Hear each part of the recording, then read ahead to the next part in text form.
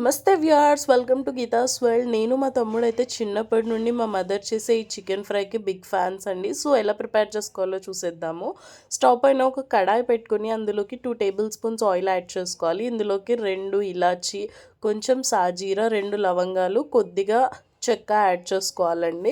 ఇవి యాడ్ చేసుకున్న తర్వాత హాఫ్ కేజీ చికెన్కి నేను 2 మీడియం సైజ్ ఆనియన్స్ ఇలా కట్ చేసి పెట్టుకున్నాను. ఇవి కూడా యాడ్ చేసుకొని కొంచెం ఫ్రై అవ్వనివ్వాలి. అలాగే ఇందులోకి కొద్దిగా కరివేపాకు కూడా యాడ్ చేసుకుంటున్నాం. కరివేపాకు యాడ్ చేసుకోవడం వల్ల చికెన్తో చేసే ఫ్రైస్ అన్నీ మంచి టేస్ట్ అండ్ ఫ్లేవర్ వస్తాయి. అలాగే ఇందులో కొంచెం పుదీనా కూడా వాష్ చేసి కట్ చేసి యాడ్ చేసుకుంటున్నాను. ఇవన్నీ కొంచెం పచ్చివాసన పోయే వరకు ఫ్రై చేసుకోవాలి. ఇప్పుడు ఇందులోకి 1/2 టేబుల్ స్పూన్ పసుపు యాడ్ చేసుకొని వాష్ చేసి పెట్టుకున్న హాఫ్ కేజీ చికెన్ని కూడా యాడ్ చేసుకుంటున్నాను. మీ ఇష్టం అండి, ఇది మీరు bone, skinless or with skin ఏ చికెన్తో అయినా ట్రై చేసుకోవచ్చు.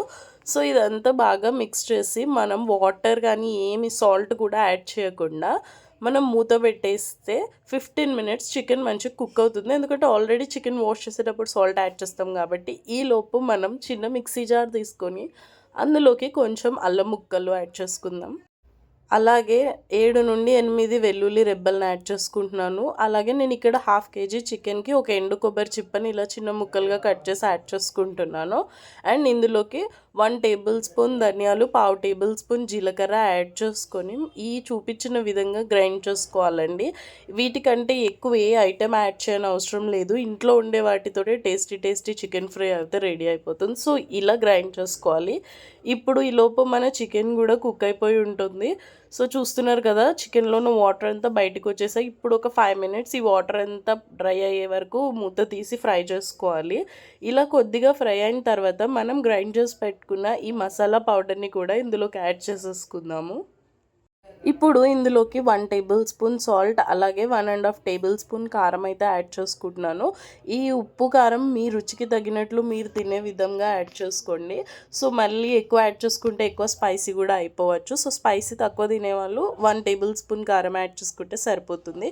ఇవన్నీ యాడ్ చేసి బాగా మిక్స్ చేసుకున్న తర్వాత లాస్ట్లో 1/2 table spoon chicken masala add చేసుకొని మిక్స్ చేసుకుంటూ ఉంటుంటే చూస్తున్నారు కదా, పొడిగా ఎంత మంచి స్మెల్తోని మనకు చికెన్ ఫ్రై అయితే రెడీ అయిపోతుంది.